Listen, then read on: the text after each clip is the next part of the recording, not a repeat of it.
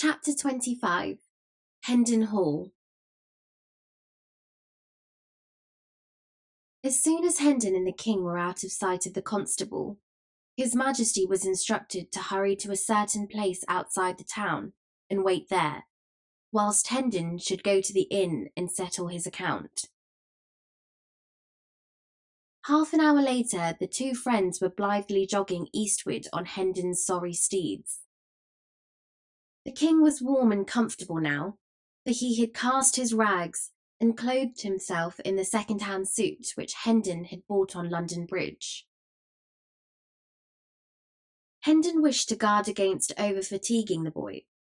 He judged that hard journeys, irregular meals, and illiberal measures of sleep would be bad for his crazed mind, whilst rest, regularity, and moderate exercise would be pretty sure to hasten its cure.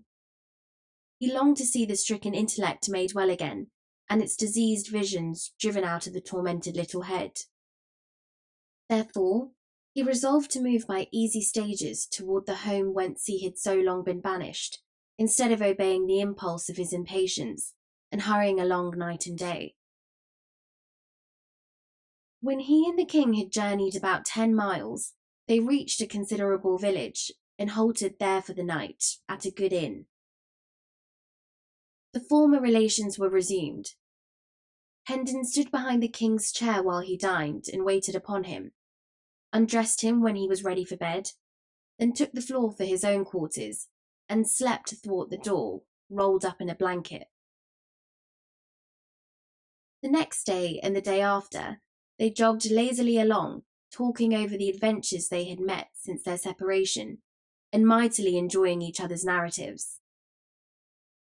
Hendon detailed all his wide wanderings in search of the king, and described how the archangel had led him a fool's journey all over the forest and taken him back to the hut finally when he found he could not get rid of him. Then, he said the old man went into the bedchamber and came staggering back looking broken-hearted and saying he expected to find that the boy had returned and laid down in there to rest, but it was not so. Hendon had waited at the hut all day. Hope of the king's return died out then, and he departed upon the quest again. And old Sanctum Sanctorum was truly sorry your highness came not back, said Hendon. I saw it in his face. Marry, I will never doubt that, said the king, and then told his own story, after which Hendon was sorry he had not destroyed the archangel. During the last day of the trip, Hendon's spirits were soaring. His tongue ran constantly. He talked about his old father and his brother Arthur, and told of many things which illustrated their high and generous characters. He went into loving frenzies over his Edith, and was so glad-hearted that he was even able to say some gentle and brotherly things about Hugh. He dwelt a deal on the coming meeting at Hendon Hall. What a surprise it would be to everybody, and what an outburst of thanksgiving and delight there would be. It was a fair region, dotted with cottages and orchards, and the road led through broad pasture lands whose receding expanses, marked with gentle elevations and depressions, suggested the swelling and subsiding undulations of the sea. In the afternoon, the returning prodigal made constant deflections from his course to see if by ascending some hillock he might not pierce the distance and catch a glimpse of his home. At last he was successful and cried out excitedly, There is the village, my prince, and there is the hall close by. You may see the towers from here, and that wood there, that is my father's park. Ah, now thou'lt know what state and grandeur be. A house with 70 rooms, think of that, and 27 servants. A brave lodging for such as we, is it not so? Come, let us speed. My impatience will not brook further delay. All possible hurry was made. Still, it was after 3 o'clock before the village was reached.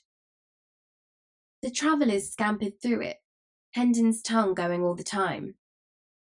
Here is the church, covered with the same ivy, none gone, none added. Yonder is the inn, the old Red Lion, and yonder is the marketplace. Here is the maypole, and here the pump. Nothing is altered, nothing but the people at any rate.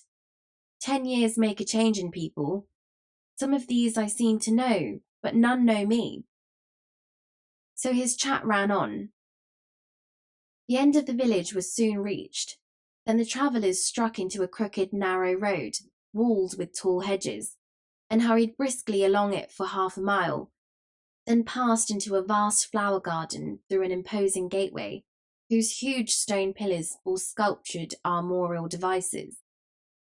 A noble mansion was before them. "Welcome to Hendon Hall, my king," exclaimed Miles. "Ah, 'tis a great day. My father and my brother and the Lady Edith will be so mad with joy that they will have eyes and tongue for none but me in the first transports of the meeting. And so thou'lt seem but coldly welcomed. But mind it not, 'twill soon seem otherwise. For when I say thou art my ward, and tell them how costly is my love for thee, thou'lt see them take thee to their breasts for Miles Hendon's sake, and make their house and hearts thy home for ever after." The next moment, Hendon sprang to the ground before the great door, helped the king down, then took him by the hand and rushed within. A few steps brought him to a spacious apartment. He entered, seated the king with more hurry than ceremony, then ran toward a young man who sat at a writing table in front of a generous fire of logs. "Embrace me, Hugh," he cried, "and say thou'rt glad I come again, and call our father, for home is not home till I shall touch his hand and see his face and hear his voice once more." But Hugh only drew back after betraying a momentary surprise, and bent a grave stare upon the intruder, a stare which indicated somewhat of offended dignity at first, then changed in response to some inward thought or purpose to an expression of marvelling curiosity mixed with a real or assumed compassion. Presently he said in a mild voice, "Thy wits seem touched, poor stranger. Doubtless thou hast suffered privations and rude buffetings at the world's hands. Thy looks and dress betoken it. Whom dost thou take me to be?" "Take thee? Prithee, for whom else than whom thou art? I take thee to be Hugh Hendon," said Miles sharply. The other continued in the same soft tone, "And whom dost thou imagine thyself to be?" "Imagination hath naught to do with it. Dost thou pretend thou knowest me not for thy brother Miles Hendon?" An expression of pleased surprise flitted across Hugh's face, and he exclaimed, "What? Thou art not jesting? Can the deed come to life? God be praised if it be so. Our poor lost boy restored to our arms after all these cruel years? Ah, it seems too good to be true. It is too good to be true. I charge thee, have pity, do not trifle with me. Quick, come to the light, let me scan thee well." He seized Miles by the arm, dragged him to the window, and began to devour him from head to foot with his eyes, turning him this way and that, and stepping briskly around him and about him to prove from all points of view. Whilst the returned prodigal, all aglow with gladness, smiled and laughed, and kept nodding his head and saying, "Go on, brother, go on, and fear not. Thou'lt find nor limb nor feature that cannot bide the test. Scour and scan me to thy content, my good old Hugh. I am indeed thy old Miles, thy same old Miles, thy lost brother, is it not so? Ah, 'tis a great day. I said 'twas a great day. Give me thy hand, give me thy cheek, lord. I am like to die of very joy." He was about to throw himself upon his brother, but Hugh put up his hand in dissent, then dropped his chin mournfully upon his breast, saying with emotion, "Ah, God of his mercy, Give me strength to bear this grievous disappointment." Miles, amazed, could not speak for a moment. Then he found his tongue and cried out, "What disappointment? Am I not thy brother?" Hugh shook his head sadly and said, "I pray heaven it may prove so, and that others' eyes may find the resemblance that are hid from mine. Alack, I fear me the letter spoke but too truly." "What letter?" "One that came from overseas some 6 or 7 years ago. It said my brother died in battle." "It was a lie. Call thy father, he will know me." "One may not call the dead." "Dead?" Miles's voice was subdued and his lips trembled. "My father dead? Oh, this is heavy news. Half my new joy is withered now. Prithee, let me see my brother Arthur. He will know me. He will know me and console me." "He is also dead." "God be merciful to me, a stricken man. Gone, both gone. The worthy taken and the worthless spread in me. Ah, I crave your mercy. Do not say the Lady Edith—" "Is dead? No, she lives." "Then God be praised, my joy is whole again. Speed thee, brother, let her come to me. And she say I am not myself, but she will not. No, no, she will know me. I were a fool to doubt it. Bring her, bring the old servants, they too will know me." "All are gone but 5. Peter, Wolsey, David, Bernard, and Margaret." So saying, Hugh left the room. Miles stood musing a while, then began to walk the floor, muttering, "The 5 arch villains have survived, the 22 leal and honest. 'Tis an odd thing." He continued walking back and forth, muttering to himself. He had forgotten the king entirely.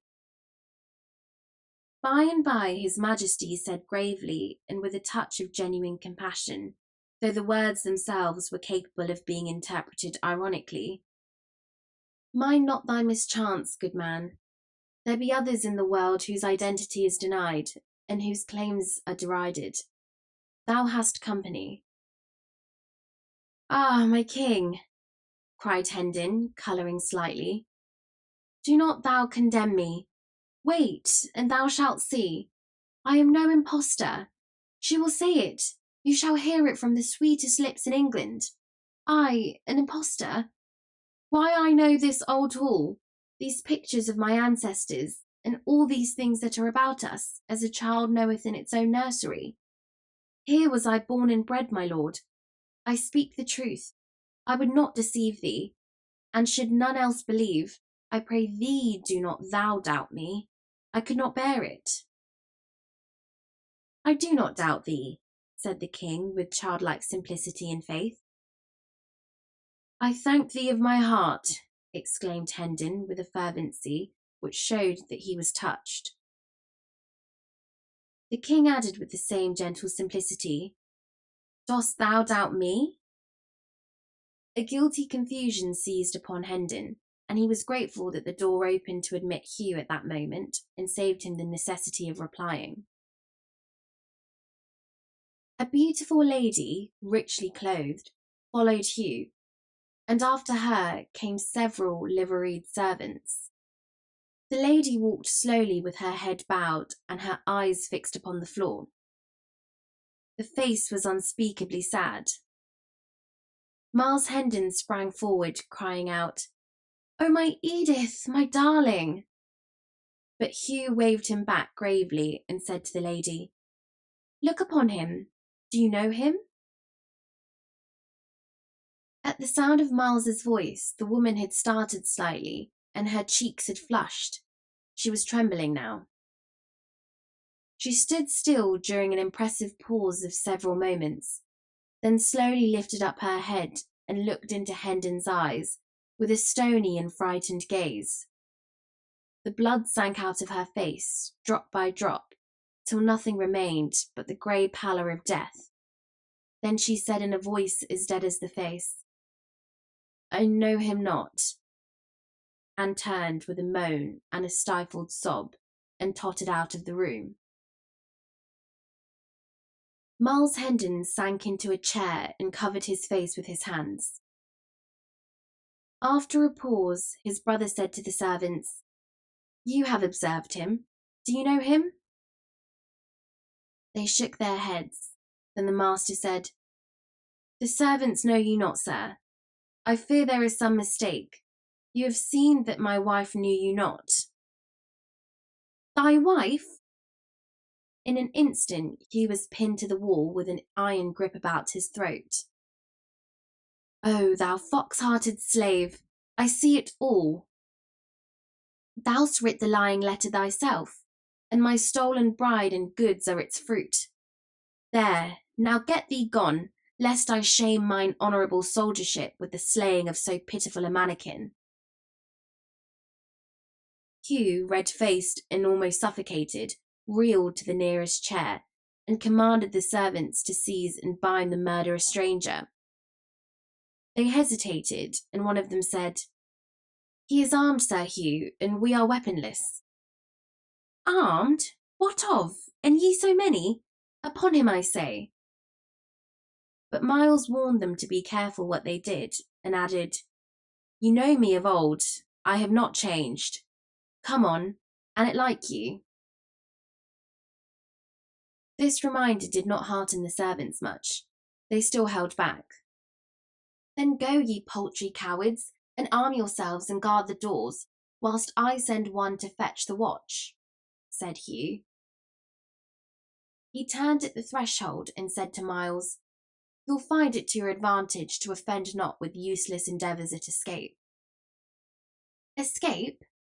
Spare thyself discomfort, and that is all that troubles thee.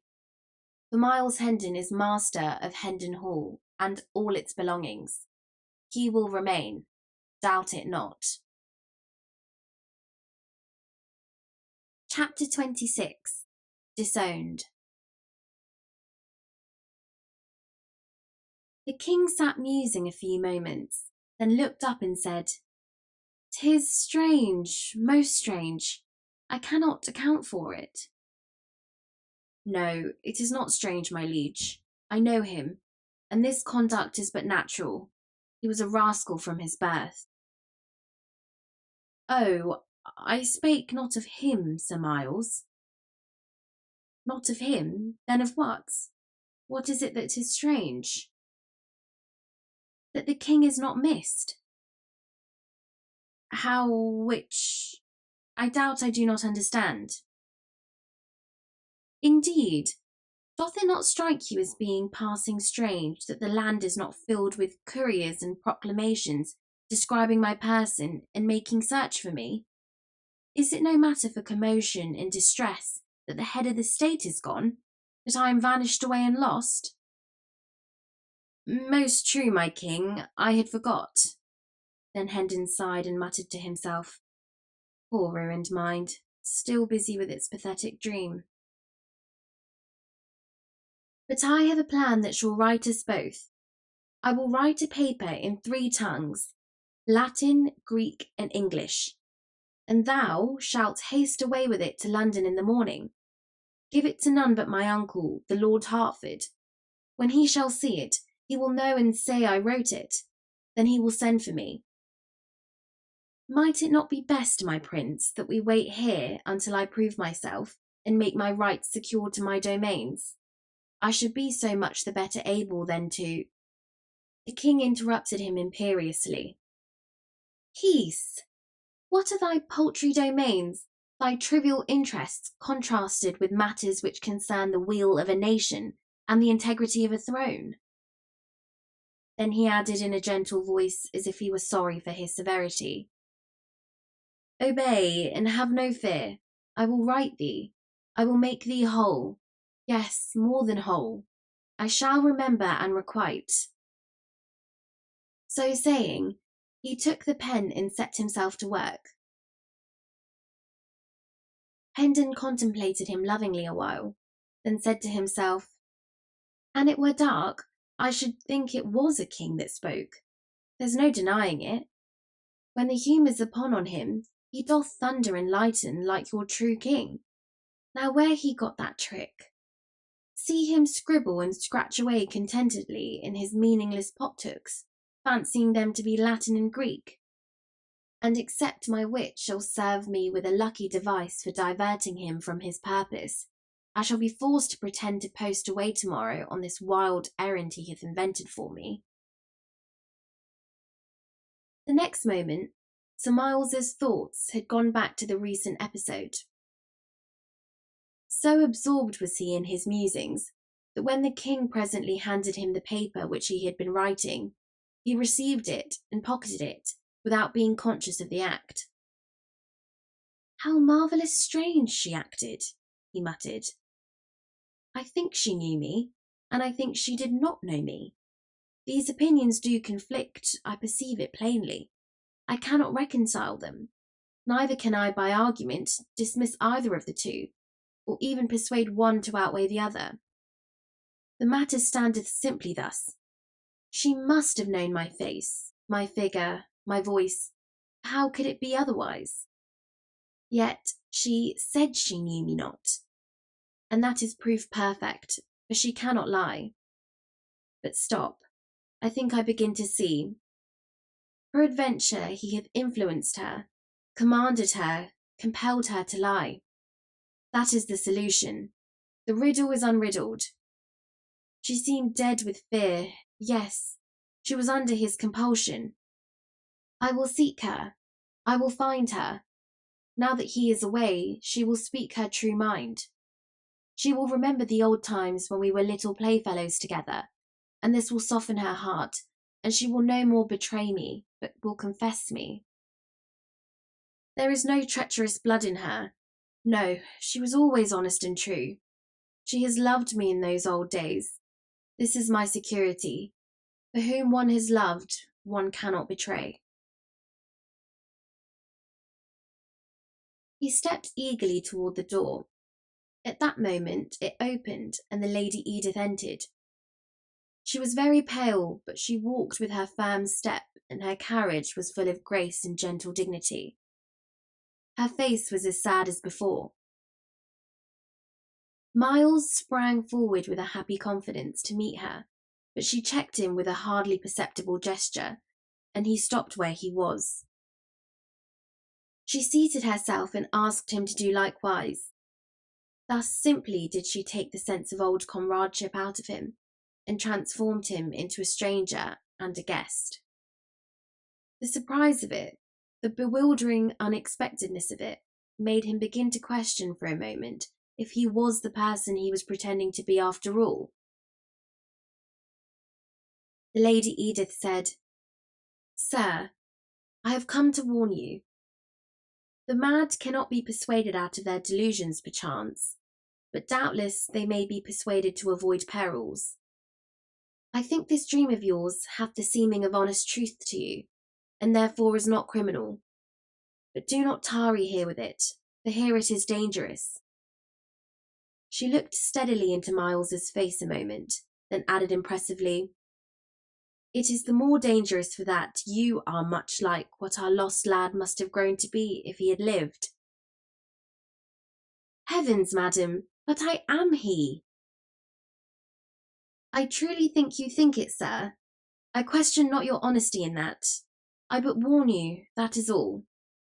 My husband is master in this region. His power hath hardly any limit. The people prosper or starve as he wills. If you resemble not the man whom you profess to be, my husband might bid your pleasure self with your dream in peace. But trust me, I know him well. I know what he will do. He will say to all that you are but a mad impostor, and straightway will all echo him.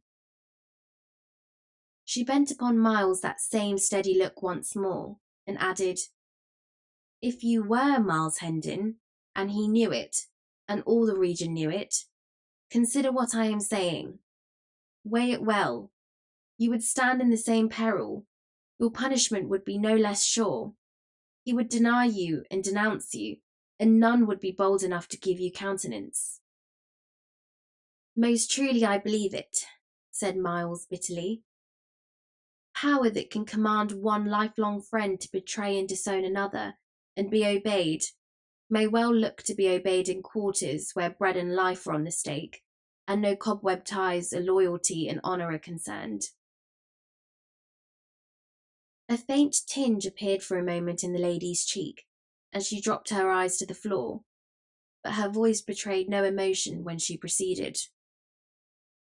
I have warned you. I must still warn you to go hence. This man will destroy you else. He is a tyrant who knows no pity. I, who am his fettered slave, know this. Poor Miles and Arthur and my dear guardian Sir Richard are free of him and at rest. Better that you were with them than that you bide here in the clutches of this miscreant. Your pretensions are a menace to his title and possessions. You have assaulted him in his own house. You are ruined if you stay. Go, do not hesitate. If you lack money, take this purse, I beg of you, and bribe the servants to let you pass. Oh, be warned, poor soul, and escape while you may. Miles declined the purse with a gesture, and rose up and stood before her. Grant me one thing, he said. Let your eyes rest upon mine, so that I may see if they be steady. There, now answer me. Am I Miles Hendon? No, I know you not. Swear it? The answer was low but distinct. I swear. Oh, this passes belief. Fly! Why will you waste the precious time? Fly and save yourself. At that moment the officers burst into the room, and a violent struggle began. But Hendon was soon overpowered and dragged away. The king was taken also, and both were bound and led to prison. Chapter 27. In Prison. The cells were all crowded, so the two friends were chained in a large room where persons charged with trifling offences were commonly kept. They had company, for there were some 20 manacled and fettered prisons here, of both sexes and of varying ages, an obscene and noisy gang. The king chafed bitterly over the stupendous indignity thus put upon his royalty, but Hendon was moody and taciturn. He was pretty thoroughly bewildered. He had come home a jubilant prodigal, expecting to find everybody wild with joy over his return, and instead had got the cold shoulder and a jail. The promise and the fulfilment differed so widely that the effect was stunning. He could not decide whether it was most tragic or most grotesque. He felt much as a man might who had danced blithely out to enjoy a rainbow and got struck by lightning. But gradually, his confused and tormenting thoughts settled down in some sort of order, and then his mind centred itself upon Edith.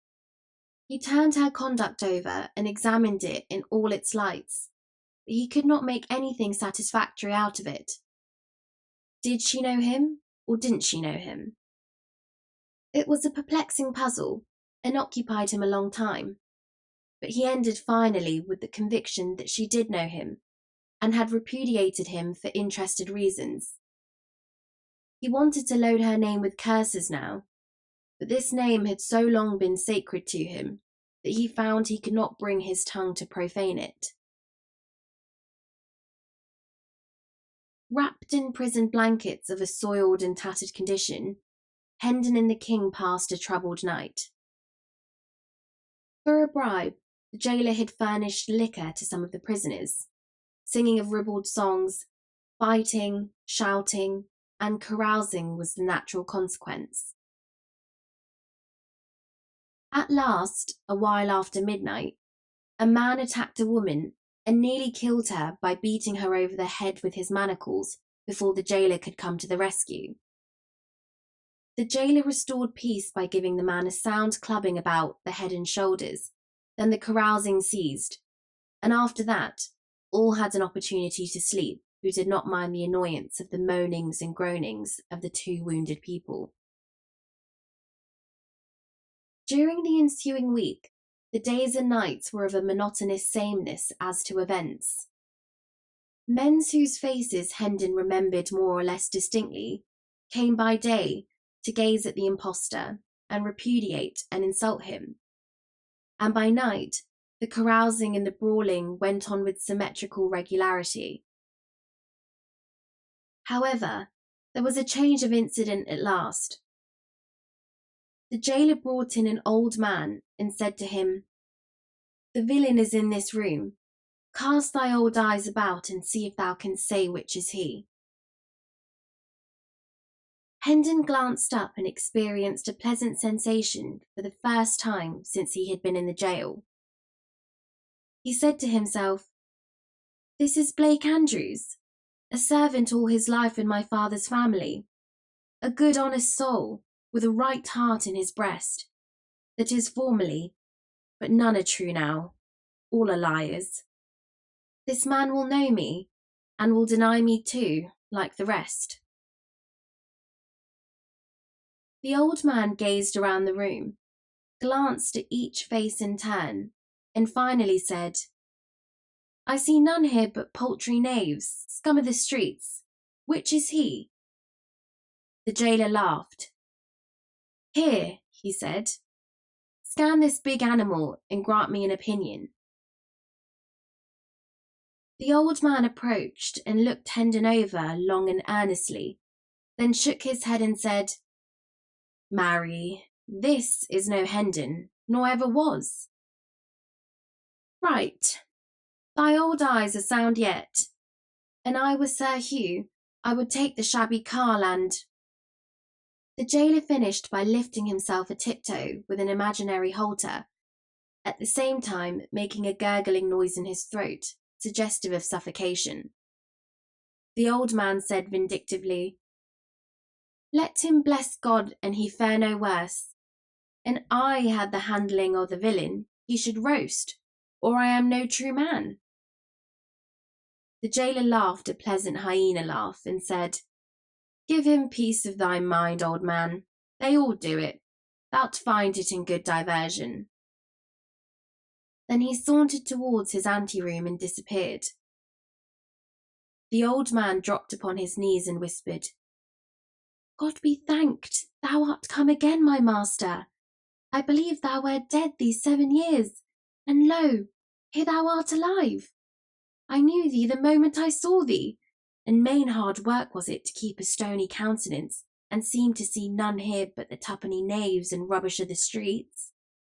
I am old and poor, Sir Miles, but say the word, and I will go forth and proclaim the truth, though I may be strangled for it." "No," said Hendon, "thou shalt not. It would ruin thee, and yet help but little in my cause. But I thank thee, for thou hast given me back somewhat of my lost faith in my kind." The old servant became very valuable to Hendon and the king, for he dropped in several times a day to abuse the former, and always smuggled in a few delicacies to help out the prison bill of fare. He also furnished the current news. Hendon reserved the dainties for the king. Without them, his majesty might not have survived, for he was not able to eat the coarse and wretched food provided by the jailer.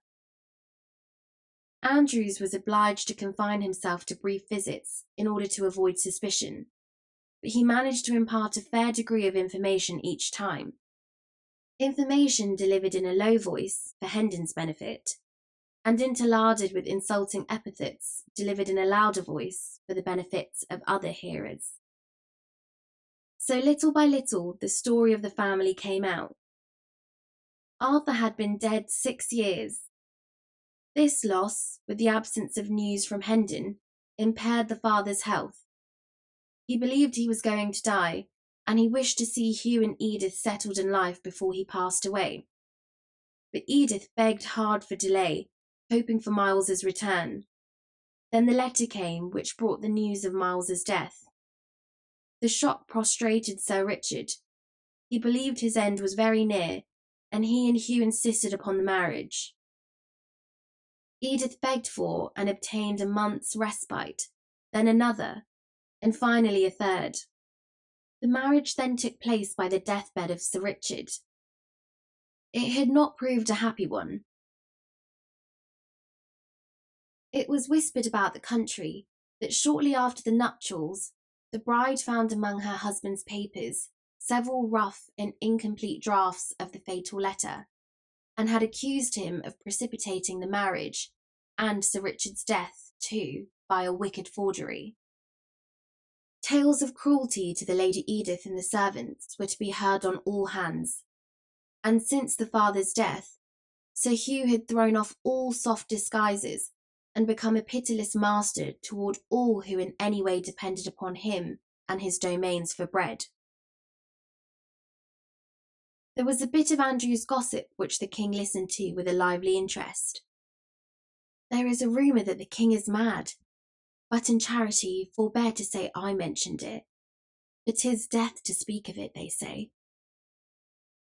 His Majesty glared at the old man and said, The king is not mad, good man, and thou'lt find it to thy advantage to busy thyself with matters that nearer concern thee than this seditious prattle. What doth the lad mean?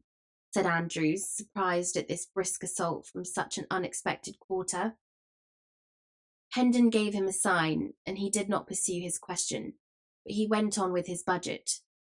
The late king is to be buried at Windsor in a day or two, the 16th of the month, and the new king will be crowned at Westminster the 20th. Methinks they must needs find him first, muttered his Majesty, then added confidently, But they will look to that, and so also shall I.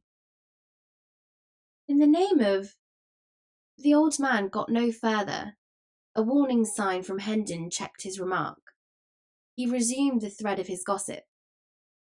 Sir Hugh goeth to the coronation, and with grand hopes. He confidently looketh to come back a peer, for he is high in favour with the Lord Protector. What Lord Protector? Asked his Majesty. His Grace, the Duke of Somerset. What Duke of Somerset? Marry, there is but one, Seymour, Earl of Hertford. The king asked sharply, Since when is he a Duke and Lord Protector? Since the last day of January. And prithee, who made him so? Himself in the Great Council, with the help of the king. His Majesty started violently. The king? He cried. What king, good sir? What king indeed? God a mercy, what aileth the boy? Scythe, we have but one. 'Tis not difficult to answer. His most sacred Majesty, King Edward VI, whom God preserve. Yea, and a dear and gracious little urchin is he too, and whether he be mad or no, and they say he mendeth daily, his praises are on all men's lips, and all bless him likewise, and offer prayers that he may be spared to reign long in England. He began humanely, with saving the old Duke of Norfolk's life, and now is he bent on destroying the cruelest of laws that harry and oppress the people. This news struck his Majesty dumb with amazement, and plunged him into so deep and dismal a reverie that he heard no more of the old man's gossip. He wondered if the little urchin was the beggar boy whom he left dressed in his own garments in the palace. It did not seem possible that this could be, for surely his manners and speech would betray him if he pretended to be the Prince of Wales, and he would be driven out, and search made for the true prince. Could it be that the court had set up some sprig of the nobility in his place? No, for his uncle would not allow that. He was all-powerful, and could and would crush such a movement, of course. The boy's musings profited him nothing. The more he tried to unriddle the mystery, the more perplexed he became, the more his head ached, and the worse he slept. His impatience to get to London grew hourly, and this captivity became almost unendurable. Hendon's arts all failed with the king. He could not be comforted. But a couple of women who were chained near him succeeded better. Under their gentle ministrations, he found peace and learned a degree of patience. He was very grateful and came to love them dearly and to delight in the sweet and soothing influence of their presence. He asked them why they were in prison, and when they said they were Baptists, he smiled and inquired, "Is that a crime to be shut up for in prison? Now I grieve, for I shall lose you. They will not keep ye long for such a little thing." They did not answer, and something in their faces made him uneasy. He said eagerly, "You do not speak. Be good to me and tell me. There will be no other punishment. Prithee, tell me there is no fear of that." They tried to change the topic, but his fears were aroused, and he pursued it. "Will they scourge thee?" "No, no, they would not be so cruel." "Say they would not." "Come, they will not, will they?" The woman betrayed confusion and distress, but there was no avoiding an answer. So one of them said in a voice choked with emotion, "Oh, thou'lt break our hearts, thou gentle spirit. God will help us to bear our—" "It is a confession," the king broke in. "Then they will scourge thee, the stony-hearted wretches. But oh, thou must not weep. I cannot bear it. Keep up thy courage. I shall come to mine own in time and save thee from this bitter thing, and I will do it." When the king awoke in the morning, the women were gone. "They are saved," he said joyfully, then added despondently, "But woe is me, for they were my comforters." Each of them had left a shred of ribbon pinned to his clothing in token of remembrance. He said he would keep these things always, and that soon he would seek out these dear good friends of his and take them under his protection. Just then, the jailer came in with some subordinates and commanded that the prisoners be conducted to the jail yard. The king was overjoyed. It would be a blessed thing to see the blue sky and breathe the fresh air once more. He fretted and chafed at the slowness of the officers, but his turn came at last, and he was released from his staple and ordered to follow the other prisoners with Hendon. The court or quadrangle was stone-paved and open to the sky. The prisoners entered it through a massive archway of masonry and were placed in file, standing with their backs against the wall. A rope was stretched in front of them, and they were also guarded by their officers. It was a chill and lowering morning, and a light snow which had fallen during the night whitened the great empty space and added to the general dismalness of its aspect. Now and then a wintry wind shivered through the place and sent the snow eddying hither and thither. In the centre of the court stood two women chained to posts. A glance showed the king that these were his good friends. He shuddered and said to himself, "Alack, they are not gone free as I had thought. To think that such as these should know the lash in England! Ay, there's the shame of it. Not in heathenness, Christian England. They will be scourged, and I, whom they have comforted and kindly entreated, must look on and see the great wrong done here. It is strange, so strange, that I, the very source of power in this broad realm, am helpless to protect them. But let these miscreants look well to themselves, for there is a day coming when I will require of them a heavy reckoning for this work. For every blow they strike now, they shall feel 100 then." A great gate swung open, and a crowd of citizens poured in. They flocked around the two women and hid them from the king's view. A clergyman entered and passed through the crowd, and he also was hidden. The king now heard talking back and forth, as if questions were being asked and answered, but he could not make out what was said. Next, there was a deal of bustle and preparation, and much passing and repassing of officials through that part of the crowd that stood on the further side of the women. And whilst this proceeded, a deep hush gradually fell upon the people. Now, by command, the masses parted and fell aside, and the king saw a spectacle that froze the marrow in his bones. Faggots had been piled about the two women, and a kneeling man was lighting them. The women bowed their heads and covered their faces with their hands.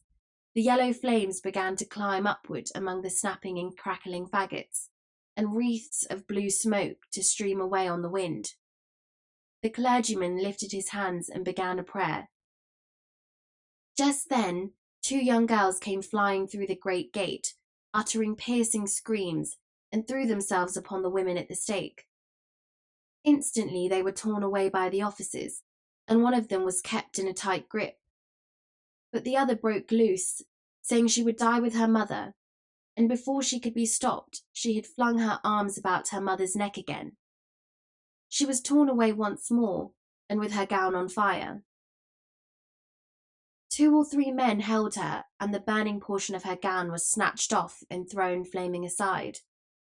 She, struggling all the while to free herself, and saying she would be alone in the world now, and begging to be allowed to die with her mother. Both the girls screamed continually, and fought for freedom, but suddenly this tumult was drowned under a volley of heart-piercing shrieks of mortal agony. The king glanced from the frantic girls to the stake, then turned away and leaned his ashen face against the wall and looked no more. He said, "That which I have seen in that one little moment will never go out from my memory, but will abide there, and I shall see it all the days and dream of it all the nights till I die. Would God I had been blind." Hendon was watching the king. He said to himself with satisfaction, "His disorder mendeth, he hath changed and groweth gentler. If he had following his wont, he would have stormed at these varlets and said he was king, and commanded that the woman be turned loose unscathed. Soon his delusion will pass away and be forgotten, and his poor mind will be whole again. God speed the day." That same day, several prisoners were brought in to remain overnight, who were being convoyed under guard to various places in the kingdom to undergo punishment for crimes committed. The king conversed with these. He had made it a point from the beginning to instruct himself for the kingly office by questioning prisoners whenever the opportunity offered, and the tale of their woes wrung his heart. One of them was a poor half-witted woman who had stolen a yard or 2 of cloth from a weaver. She was to be hanged for it. Another was a man who had been accused of stealing a horse. He had said the proof had failed, and he had imagined that he was safe from the halter. But no, he was hardly free before he was arraigned for killing a deer in the King's Park. This was proved against him, and now he was on his way to the gallows. There was a tradesman's apprentice, whose case particularly distressed the king.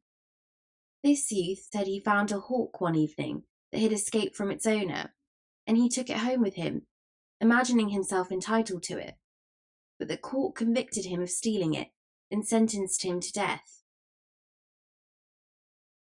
The king was furious over these inhumanities, and wanted Hendon to break jail and fly with him to Westminster, so that they could mount his throne and hold out his sceptre in mercy over these unfortunate people and save their lives. "Poor child," sighed Hendon. "These woeful tales have brought his malady upon him again. Alack, but for this evil hap, he would have been well in a little time." Among these prisoners was an old lawyer, a man with a strong face and a dauntless mien. 3 years past, he had written a pamphlet against the Lord Chancellor, accusing him of injustice, and had been punished for it by the loss of his ears in the pillory and the degradation from the bar, and in addition had been fined £3,000 and sentenced to imprisonment for life. Lately, he had repeated his offence, and in consequence was now under sentence to lose what remained of his ears, pay a fine of £5,000, be branded on both cheeks, and remain in prison for life. "These be honourable scars," he said, and turned back his grey hair and showed the mutilated stubs of what had once been ears. The king's eye burned with passion. He said, "None believe in me, neither wilt thou. But no matter, within the compass of a month thou shalt be free. And more, the laws that have dishonoured thee and shamed the English name shall be swept from the statute books. The world is made wrong. Kings should go to school to their own laws at times, and so learn mercy." Chapter 28. The Sacrifice. Meantime, Miles was growing sufficiently tired of confinement and inaction. But now his trial came on, to his great gratification, and he thought he could welcome any sentence, provided a further imprisonment should not be part of it. But he was mistaken about that. He was in a fine fury when he found himself described as a sturdy vagabond and sentenced to sit 2 hours in the stocks for bearing that character and for assaulting the master of Hendon Hall. His pretensions as to brothership with his prosecutor and rightful heirship to the Hendon honours and estates were left contemptuously unnoticed, as being not even worth examination. He raged and threatened on his way to punishment, but it did no good. He was snatched roughly along by the officers and got an occasional cuff, besides for his irreverent conduct. The king could not pierce through the rabble that swarmed behind, so he was obliged to follow in the rear, remote from his good friend and servant. The king had been nearly condemned to the stocks himself for being in such bad company, but he had been let off with a lecture and a warning, in consideration of his youth. When the crowd at last halted, he flitted feverishly from point to point around its outer rim, hunting a place to get through, and at last, after a deal of difficulty and delay, succeeded. There sat his poor henchman in the degrading stocks, the sport and butt of a dirty mob. He, the body servant of the King of England. Edward had heard the sentence pronounced, but he had not realised the half that it meant. His anger began to rise as the sense of this new indignity which had been put upon him sank home. It jumped to summer heat the next moment when he saw an egg sail through the air and crush itself against Hendon's cheek, and heard the crowd roar its enjoyment of the episode. He sprang across the open circle and confronted the officer in charge, crying, "For shame! This is my servant! Set him free! I am the—" "Oh, peace!" exclaimed Hendon in a panic. "Thou'lt destroy thyself. Mind him not, officer, he is mad." "Give thyself no trouble as to the matter of minding him, good man. I have small mind to mind him, but as to teaching him somewhat, to that I am well inclined." He turned to a subordinate and said, "Give the little fool a taste or two of the lash to mend his manners." "Half a dozen will better serve his turn," suggested Sir Hugh, who had ridden up a moment before to take a passing glance at the proceedings. The king was seized. He did not even struggle. So paralysed was he with the mere thought of the monstrous outrage that was proposed to be inflicted upon his sacred person. History was already defiled with the record of the scourging of an English king with whips. It was an intolerable reflection that he must furnish a duplicate of that shameful page. He was in the toils. There was no help for him. he must either take this punishment or beg for its remission. Hard conditions. He would take the stripes. A king might do that, but a king could not beg. But meantime, Miles Hendon was resolving the difficulty. "Let the child go," said he. "You heartless dogs, do you not see how young and frail he is? Let him go. I will take his lashes." "Marry, a good thought, and thanks for it," said Sir Hugh, his face lighting with a sardonic satisfaction. "Let the little beggar go, and give this fellow a dozen in his place. An honest dozen, well laid on." The king was in the act of entering a fierce protest, but Sir Hugh silenced him with a potent remark. "Yes, speak up, do, and free thy mind. Only, mark ye, that for each word you utter, you shall get 6 strokes the more." Hendon was removed from the stocks, and his back laid bare, and whilst the lash was applied, the poor little king turned away his face, and allowed unroyal tears to channel his cheeks unchecked. "Ah, brave good heart," he said to himself. "This loyal deed shall never perish out of my memory. I will not forget it, and neither shall they," he added with passion. Whilst he mused, his appreciation of Hendon's magnanimous conduct grew to greater and still greater dimensions in his mind, and so also did his gratefulness for it. Presently, he said to himself, "Who saves his prince from wounds and possible death, and this he did for me, performs high service. But it is little, it is nothing, oh, less than nothing, when 'tis weighted against the act of him who saves his prince from shame." Hendon made no outcry under the scourge, but bore the heavy blows with soldierly fortitude. This, together with his redeeming the boy by taking his stripes for him, compelled the respect of even that forlorn and degraded mob that was gathered there, and its gibes and hootings died away, and no sound remained but the sound of the falling blows. The stillness that pervaded the place when Hendon found himself once more in the stocks was in strong contrast with the insulting clamour which had prevailed there so little a while before. The king came softly to Hendon's side and whispered in his ear, "Kings cannot ennoble thee, thou good, great soul, for one who is higher than kings hath done that for thee. But a king can confirm thy nobility to men." He picked up the scourge from the ground, touched Hendon's bleeding shoulders lightly with it, and whispered, "Edward of England dubs thee an earl." Hendon was touched.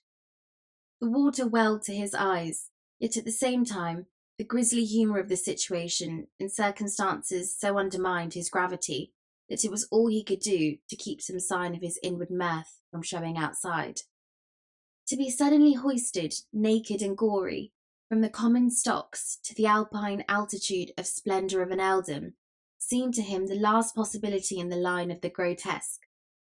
He said to himself, "Now am I finely tinselled indeed.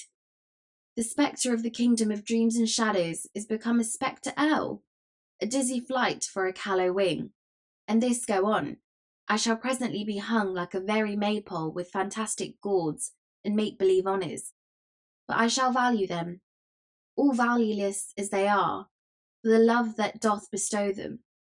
Better these poor muck dignities of mine that come unmasked from a clean hand and a right spirit, than real ones bought by servility from grudging and interested power." The dreaded Sir Hugh wheeled his horse about, and as he spurred away, the living wall divided silently to let him pass, and as silently closed together again. And so remained. Nobody went so far as to venture a remark in favour of the prisoner, or in compliment to him. But no matter, the absence of abuse was a sufficient homage in itself. A latecomer who was not posted as to the present circumstances, and who delivered a sneer at the impostor, and was in the act of following it with a dead cat, was promptly knocked down and kicked out without any words. And then the deep quiet resumed sway once more. Chapter 29. To London. When Hendon's term of service in the stocks was finished, he was released and ordered to quit the region and come back no more. His sword was restored to him, and also his mule and his donkey. He mounted and rode off, followed by the king, the crowd opening with quiet respectfulness to let them pass, and then dispersing when they were gone. Hendon was soon absorbed in thought. There were questions of high import to be answered. What should he do? Whither should he go? Powerful help must be found somewhere, or he must relinquish his inheritance and remain under the imputation of being an impostor besides. Where could he hope to find this powerful help? Where indeed? It was a knotty question. By and by a thought occurred to him which pointed to a possibility. The slenderest of slender possibilities, certainly, but still worth considering, for lack of any other that promised anything at all. He remembered what old Andrews had said about the young king's goodness and his generous championship of the wronged and unfortunate. Why not go and try to get speech of him and beg for justice? Ah, yes, but could so fantastic a pauper get admission to the august presence of the monarch? Never mind, let that matter take care of itself. It was a bridge that would not need to be crossed until he should come to it. He was an old campaigner, and used to inventing shifts and expedients. No doubt he would be able to find a way. Yes, he would strike for the capital. Maybe his father's old friend Sir Humphrey Marlowe would help him. Good old Sir Humphrey, head lieutenant of the late King's kitchen, or stables or something. Miles could not remember just what or which. Now that he had something to turn his energies to, a distinctly defined object to accomplish, the fog of humiliation and depression which had settled down upon his spirits lifted and blew away, and he raised his head and looked about him.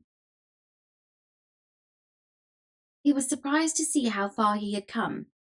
The village was away behind him. The king was jogging along in his wake, with his head bowed, for he too was deep in plans and thinkings. A sorrowful misgiving clouded Hendon's newborn cheerfulness. Would the boy be willing to go again to a city where, during all his brief life, he had never known anything but ill usage and pinching want? But the question must be asked. It could not be avoided. So Hendon reined up and called out, "I had forgotten to inquire whither we are bound. Thy commands, my liege." "To London." Hendon moved on again, mightily contented with the answer, but astounded at it too. The whole journey was made without an adventure of importance, but it ended with one. About 10 o'clock on the night of the 19th of February, they stepped upon London Bridge in the midst of a writhing, struggling jam of howling and hurrahing people, whose beer-jolly faces stood out strongly in the glare from manifold torches. And at that instant, the decaying head of some former duke or other grandee tumbled down between them, striking Hendon on the elbow, and then bounding off among the hurrying confusion of feet. So evanescent and unstable were men's works in this world. The late good king is but 3 weeks dead and 3 days in his grave, and already the adornments, which he took such pains to select from prominent people for his noble bridge, are falling. A citizen stumbled over that head and drove his own head into the back of somebody in front of him, who turned and knocked down the first person that came handy, and was promptly laid out himself by that person's friend. It was the right time for a free fight, for the festivities of the morrow, Coronation Day, were already beginning. Everybody was full of strong drink and patriotism. Within 5 minutes, the free fight was occupying a good deal of ground. Within 10 or 12, it covered an acre or so, and was becoming a riot. By this time, Hendon and the king were hopelessly separated from each other, and lost in the rush and turmoil of the roaring masses of humanity. And so